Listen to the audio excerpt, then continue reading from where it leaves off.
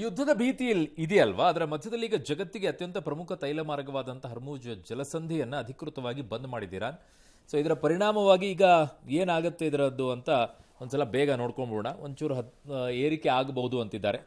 ಯಾಕೆ ಮುಖ್ಯ ಇದು? ವಿಶ್ವದ ತೈಲ ಪೂರೈಕೆ ಪ್ರಮುಖ ಜಲಸಂಧಿ. ಒಟ್ಟು ತೈಲ ಪೂರೈಕೆಯ ಸುಮಾರು 20-25% ಭಾಗ ಇಲ್ಲಿಂದ ಸಾಗುತ್ತೆ ಅಂತಿದ್ದಾರೆ. ಪ್ರಮುಖ ರಫ್ತುದಾರರಾದಂಥ Saudi Arabia, Iraq, UAE, Kuwait, Qatar ತಮ್ಮ ತೈಲ ಮತ್ತು LNG ರಫ್ತಿಗಾಗಿ ಈ ಮಾರ್ಗವನ್ನೇ ಬಳಸುತ್ತೆ. ಅದು ಸೊ ಇದು ಕೇವಲ 33 ಕಿಲೋಮೀಟರ್ ಅಗಲದ ಕಿರಿದಾದ ಮಾರ್ಗವಾಗಿದೆ, ಒಂದು ಜಲಸಂಧಿ. ಹಡಗುಗಳು ಸಂಚರಿಸುವ ಹಾದಿ ಕೇವಲ 3 ಕಿಲೋಮೀಟರ್ ಮಾತ್ರ. ಸೇನಾ ಬಿಕ್ಕಟ್ಟಿನ ಸಮಯದಲ್ಲಿ ಇದನ್ನ ತಡೆಯೋದು ಬಹಳ ಸುಲಭವಾಗುತ್ತೆ.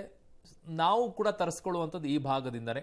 ಸೊ ಹಾಗಾಗಿ ಇದು ಏರಿಕೆ ಆಗುತ್ತೆ ಅಂತ ಹೇಳ್ತಾ ಇದ್ದಾರೆ. ಡೆಫಿನೆಟ್ ಆಗಿ ಭಾರತವನ್ನು ಕಚ್ಚಾ ತೈಲದ 60% ಹೆಚ್ಚು ಭಾಗವನ್ನು ಗಲ್ಫ್ ರಾಷ್ಟ್ರಗಳಿಂದ ಆಮದು ಮಾಡಿಕೊಳ್ಳುತ್ತೆ ಈ ಮೂಲಕವಾಗಿಯೇ.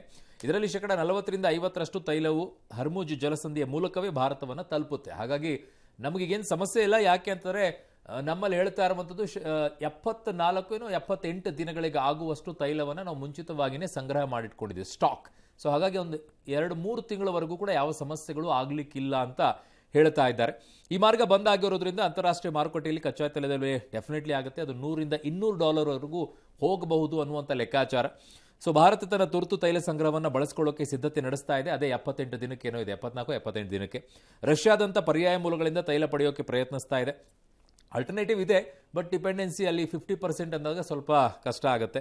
$1 ಏರಿಕೆಯು ಕೂಡ ಭಾರತದ ವಾರ್ಷಿಕ ಆಮದು ವೆಚ್ಚವನ್ನು ಸುಮಾರು 16,500 ಕೋಟಿಗೆ ಹೆಚ್ಚಿಸುತ್ತೆ.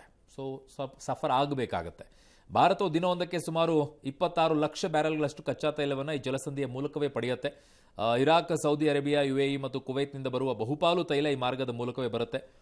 ಇನ್ನು ಕತಾರ್ನಿಂದ ಬರುವ 100% LNG ಕಿರಿದಾದ ಜಲಸಂಧಿಯ ಮೂಲಕವೇ ಬರುತ್ತೆ. ಹಾಗಾಗಿ ಒಂದಿಷ್ಟು ಸಮಸ್ಯೆ ಅಂತೂ ಆಗುತ್ತೆ. ಜೊತೆಗೆ ಬಂಗಾರದ ಮೇಲೂ ಕೂಡ ದೊಡ್ಡ ಪರಿಣಾಮ ಉಂಟಾಗುತ್ತೆ.